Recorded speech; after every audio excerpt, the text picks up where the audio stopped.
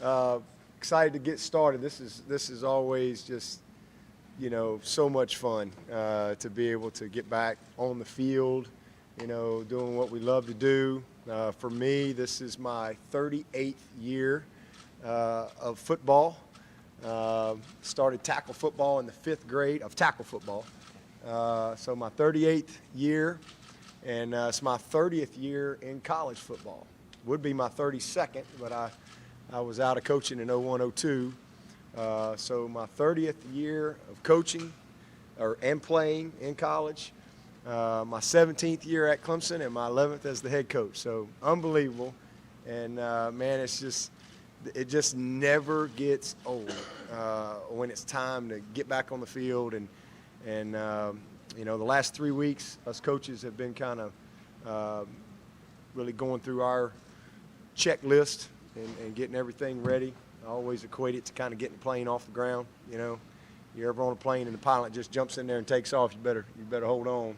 Usually, there's a lot of planning, a lot of prepping, a lot of things that you've got to do before you can ever get the plane off the ground. And so we spent 5 days as a staff really kind of reinstalling our program, and then we've spent the last 2 days doing the same thing with our players. And so today is an exciting day because we get to get back to football. And but everybody's on the same page and understands who we are, what we do, and why we do things the way we do it, and ready to go attack the season and accept a new challenge. This is a brand new opportunity, a brand new challenge. This team has not done anything. This team has not won a single game. This team has won 0 games, and we're right there with everybody else in the rest of the country. Who's playing football, prepping and practicing and planning and putting the work in, and hopefully we can have a great season. But there's a lot of work to be done, and you all start at the same spot. You don't carry anything over.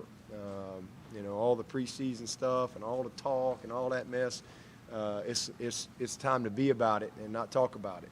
And so that's what today's about: getting back on the field and getting to work. This team is going to be a lot of fun. I can already tell you that. Everybody, a lot of our fans and stuff, they get excited about today because it's like, okay, this is for them. This is kind of when it starts. But this is just the halfway point for us. We have a journey every year, and it starts in January, and we're kind of getting into the third quarter of our journey, the third phase, if you will. So we've been putting a lot of work in since January, not just today. It's just today the lights kind of come out, and we get to be on the field as a team and kind of put it all together. But Abraham Lincoln, I think, said, if you give me 6 hours to chop down a tree, I'm going to spend the first 4 sharpening the blade. And that's kind of really what it's about in football, because you spend so much time preparing. And this team has put a lot of work in, kind of sharpening the blade, if you will. And now it's time to get out there and put the work in. So looking forward to it. Our roster is we got 120. We got 80 freshmen and sophomores that bring a lot of hunger and competitiveness and energy, enthusiasm, and offer us a bright future for sure. And we've got 40 juniors and seniors that bring a lot of experience, that really know and understand what it takes. They got a very clear vision, and we're counting on those guys to help lead the way. But it's going to be a lot of fun. Our roster's kind of different than it was last year when we had such an experienced group, but ready to get to work. And again, we're going to play in 27 days, so today's just day one, and we got to make the most of it. Injury-wise, we're in a good spot as a team. Y'all pretty much know about everybody. The only guy that I think is the new guy is Logan Cash, and I think I talked about that not too long ago at our ACC stuff. But Logan's got to have some back surgery, so he's going to be out for a while. I think it's scheduled next week. And then Brighton is still working back. He'll be a part of camp and kind of in the rehab process. And then Maury is continuing to really do well. He looks great, and he's still in his progression, recovering from his injury. So other than that, we're in a good spot as far as where we're starting, and excited to get out on the field. Davis Allen is nothing serious, but he might be limited here first few days with a sore ankle, so get him up and rolling here pretty soon. But we're in a good spot. And then just a couple new people. Really pretty much all of our staff's back, and really nothing has changed since the last time we talked, other than we've got Travis Blanks is now coming into football full time, and he's been working for IPTE and doing some development stuff, and he is going to head up all of our former player engagement. I felt like that was an area that kind of just another area that we could really make a difference for our players and our former players in particular. So Travis is going to head that up. We're excited to have him back in this building, and then Maddie Williams is a creative media person that's come on board with us, and Nikki Lyons is working in our nutrition operations area. So we got just a few new people, but other than that, all hands on deck from last year, and excited to get started today. Dabo, I know you're here to address the players I know that are on the current roster. You've talked about Feaster leaving, but just any reaction to the news that's come out that he's going to wind up across the state? Yeah, well, first of all, it's a fair question. It just happened, so definitely a fair question, something I need to address. But it'll be the last time I address it because it's all about our team. It's all about these guys here, not people who aren't here. But what I would say is, and I think it's important that people understand, Tavian earned the right to do that. I mean, am I glad he went to the rival, or I'm not glad that he's not here? I mean, the only thing I'm disappointed in is he's not here, because he definitely was a valuable member of our team and could have helped this football team. But having said that, he is a great young man, a great family, not one problem with that guy. Did everything that was asked of him. He's leaving here as the second. I think he's got the second biggest yards per carry in school history. He was a very productive player for us. He battled some injuries here and there, but had some big moments and was a big part of our team for the last 3 years. But more importantly, he graduated from Clemson. And, so to me, everything should be tied to education. And that young man not only came in here and was a great teammate, was a selfless person, worked his butt off to get better, was a joy to be around. And, but at the end of the day, he graduated. And if he felt like that he needed a better opportunity, than what maybe he had here playing wise, and he earned that opportunity. It doesn't mean I have to like it, but to me, when you come to college and you graduate, that's what it's all about. If a guy comes in here and graduates in 2.5 years, he's earned that right, and because that's what it's all about to me, is finishing. So, I wish him all the best. All but one of them, for sure.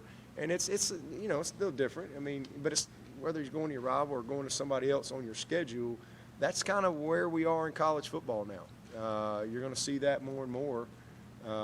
But again, if a guy graduates, I think that they've earned the opportunity to do what they want to do.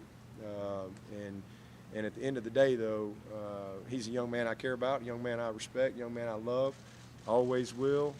Valuable member of our team while he was here, and he's moved on to a different situation for himself, and there was nothing negative about it in our conversation, just what he felt like he needed to do.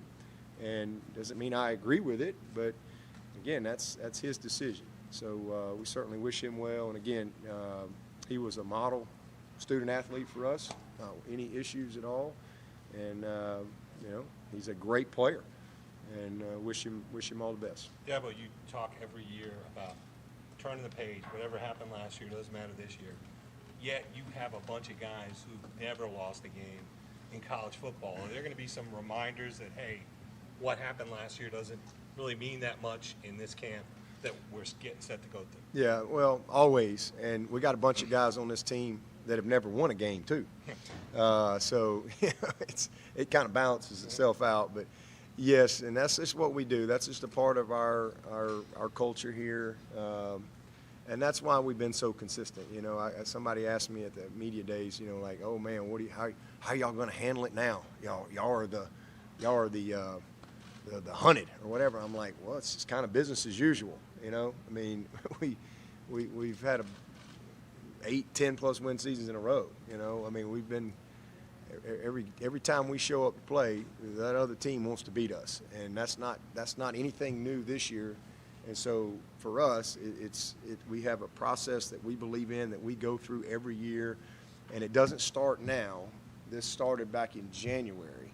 We're just entering a new phase of our journey for this team, this 2019 team. But absolutely, that's stuff we talk about all the time. And again, our program has won 15 in a row. People won't talk about streaks. This team ain't won one. They ain't won a game. Hadn't played a game, hadn't won a game. So, you know, there is no carryover. But I think the best part of our program has been the buy-in to that year after year after year after year, and it's allowed us to be very consistent and be one of the more consistent teams in the country. So we start over. We don't assume anything. We've got to be unbelievable teachers this year. I do think we've recruited well, but we've got to connect, we've got to teach, and we've got to develop well. You know, this team, it's our job to meet them. We got a lot of guys that got a long way to go. You know, last year's team, I could walk out of my office and walk right next door and meet them right there. That's where they were, you know, with that team, right out of the gate. This team, you know, I got to walk out of my office and I got to walk all the way to the indoor facility. You know, we got to meet them where they are. And so there's a different gap from a coaching and a teaching standpoint. So we've got to do an unbelievable job as a staff in getting this group together. You know, the challenge is the same. You know, you've got to have that change and that character. But this team, I think the biggest thing is, can we develop the chemistry? You know, that's kind of the next part of it. In camp, and this phase is really kind of where all that comes together. So, you know, because there's we had 29 signees that came in here, and you know, 10 or 11 new walk-ons. So there's a bunch of new people that are just getting here. So we've taken a lot of time the last couple days in really being thorough and detailed and articulating our program and who we are. And we didn't talk anything about football. Today's the first day where we're actually getting to football. But it just felt like it was very important that we kind of set the tone. And so it's been good, and you know, excited to get out there and start the process. But what aspect of the game do you think takes the longest to come back for players during fall camp? Just the, you know, you're putting the pads on for the first time. You haven't had any pads on since spring, you know, because we don't get to have the OTAs or whatever. So, you know, it's a longer gap since you've put your, you know, some of those guys will put them on and go out there and do some stuff in the summertime, but nobody's banging on each other. So that's probably the biggest thing, is just kind of working through the soreness and kind of getting your callousness built back up into your body, because you really hadn't had any collisions since the spring. That's the biggest thing. From a mental standpoint, they really should be the furthest ahead that they've been all year. Because when we start over in January, you know, it's quality control, it's self-evaluation, it's learning from your season, it's all applying all the lessons from that, and then you're going through all your installation all over again for spring, and then it's post-spring, and then you go through all the installation again in the summer, and they're doing it at a slower pace on their own with film study, you know, but they have their skills and drills all tied together with it, and so from a mental standpoint, they should all be further along at this point from where they were when we started in the spring. So really the physical part, kind of getting that part caught back up. Yeah, but with the weigh-in, were there any guys you were really happy with where they came in, or any guys that you were also disappointed Man, I was happy with the team, to be honest with you. I really wasn't disappointed with anybody, but really happy. Our team is lean. We're strong. I really liked how we trained this summer. I thought Joey and the guys did an awesome job, kind of had a really good plan for this team. Again, every team is different, and we had to kind of, same thing, they had to kind of go meet this team where they were with 80 freshmen and sophomores out of 120 and train them a certain way this summer. And I thought it was great, but I think the guys bought in, they worked hard, and especially the last couple weeks, you could just kind of see them taking another step, and just, you can even hear it. So I'm excited to kind of get out there and take this next step with them. But, you know, we had a bunch of guys that looked great. I mean, Jackson Carmen put the work in. I mean, he's never going to be a skinny dude, but, you know, he looks a lot better than 360. That's for sure. And he just, it's not just his weight. And that's where sometimes, you know, people look at the weight and they go, it's composition of the weight. You know, we want a good composition. That's what we're after. And, you know, some guys need to lean up. Some guys need to can hold more and still have a good composition. But I really felt like our team has put the work into this point, and we're in a good spot. And it's fun, too, to see guys like T. Higgins. I mean, T was 178 pounds when he got here coming out of high school. And I believe I think he was 217 maybe. I'd go check that, but 215, 217. And that's an amazing amount of work that's been put in. That's one of the reasons we do that, you know, because it's like you see, like Sheridan Jones. Sheridan got here in January, 160 pounds, and he's like 180 something. I mean, he's put on 20 something, but that just shows you the work and the buy-in, the nutrition, and we have a program that works for those guys if they will really follow what Joey's asked them to do and eat right, hydrate properly, get the proper sleep, and understand and buy into what you have to do to build your body the proper way. And so I was really excited about a lot of those guys. I mean, just, you know, Sean Pollard, you know, he's playing center, so he dropped a little weight. He leaned up his composition. You know, he's one of those guys that he can be from 300 to 325 with, you know, 2 or 3 meals. And, you know, some guys are just that way. But he's really in a good place. So I just think our team is, you know, Niles looks great. I mean, he has really worked hard. He's had his best summer ever. He's done a great job with his body and his composition. Jordan, same thing. I'm excited to see them out there. Obviously, they weren't out there this spring, so can't wait to get out there with them today. And but all those guys, man, those receivers look great. Running backs, I thought, looked great. Trevor was 220, and he fought for that 20. He was, because it wasn't quite settled in. They were about to say 219, and then it kind of clicked 220. So he was really, really happy about that. And I thought J.C. Chalk, he's another guy that I think got serious this summer. He's really accepted the challenge, and he was in that 258 range, and he was one of those guys that needed to kind of change his composition a little bit, and he did that. He's gotten strong. So I'm excited about where we are. I think we're in shape. We're fixing to get out there and challenge him a little bit. Coach, with Kyler gone, does that just mean the snaps for DK and wide receivers will be even fewer, and how much of an opportunity does that open the door for the young guys like Sheridan Jones? Yeah, we probably will start that way as far as really just kind of get him to build a great foundation there at corner, and you know, it might be something that we kind of work on a package or something later on, but right now we just want to get a good installation. He didn't, you know, we just kind of threw him over there. You know, it's not like he was in meetings or anything like, I mean, literally threw him over there in practice. So he needs to really get a good, solid foundation. We know what he can do with the ball in his hands, but we're blessed and fortunate that we got some really good guys at receiver that we feel great about. So, but somewhere down the line, hopefully we'll maybe have a little package. Obviously, he's played quarterback, and you know, it was a package we worked on all last year, and you know, might be something that we dabble with later on. when we get deep into our install and stuff like that. But we want him to get off to a good start. And opportunities there for Sheridan. And Mario's another guy that I think has really gotten it together this summer. He has really worked his butt off. His body's in a great spot. That kid can play. It's just a matter of him mentally taking that next step and making up his mind. And I really see the right look in his eye. And then Andrew just got here, so we'll see where all them guys are. But we got a good group.